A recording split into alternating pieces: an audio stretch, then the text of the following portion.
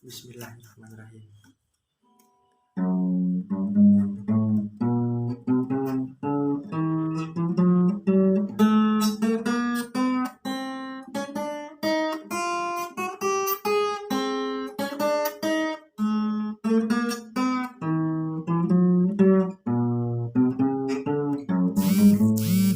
Nah, ini hasil latihan jemari saya agar lebih lentur.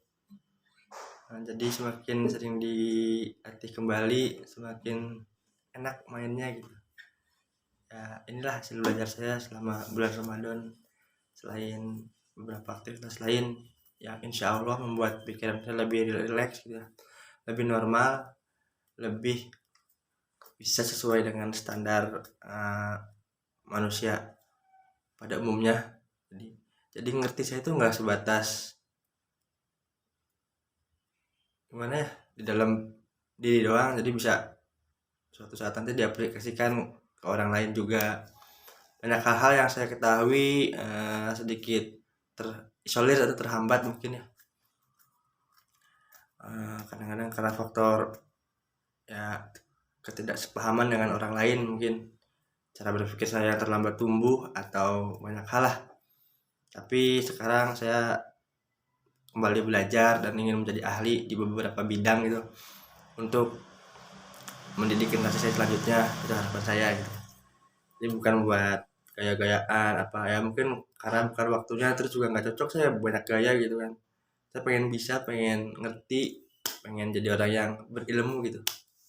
Jadi ya di rumah masih ada alatnya gitu ya, pakai gunakan dengan cukup serius, dengan serius. Punya temen minta diajarin, minta tips-tips dasar. Tapi di rumah juga saya alhamdulillah jadi belajar juga.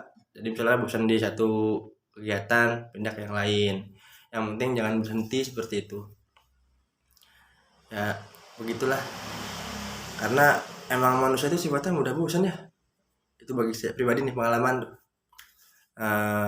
Tadi saya sebelum gitaran baca buku, kan. Terus tadi baca buku, istirahat, tidur karena badan capek, terus kepala belakang kembali sakit. Cuci baju, ya gitulah hidup mah, ngisi waktu kan ya yang positif. Terus ya banyak hal lah, mau ngirim lamaran cuma belum full lah moodnya. Terus kalau saya udah kerja di kantor mah saya udah pengennya fokus gitu.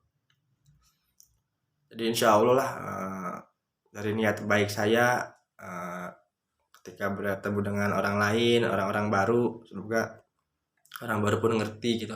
Niat saya tuh belajar, bukan gaya-gayaan. Terus juga ya mungkin dulu ya emang nggak mudah sih ya, cuma alhamdulillah sekarang masih lebih baik lah. Sekarang kalau ada masalah apa dibicarakan ya, dikomunikasikan, jadi ya sampai ngerti orang tuh, jangan bosen ya.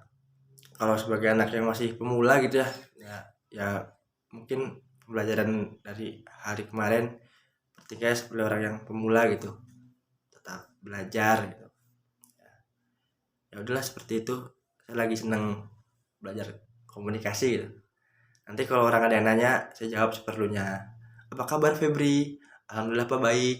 Oh iya, gimana sekarang keadaannya? Alhamdulillah lebih baik Pak, udah bisa komunikasi sama semuanya di jagat maya gitu bahasanya. Lebih percaya diri berarti kan? Iya, alhamdulillah. Jadi ya kalau misalkan di satu kelompok atau sama satu pribadi itu nggak disukain tuh jangan terfokus sama itu, jadi harusnya pindah gitu kan.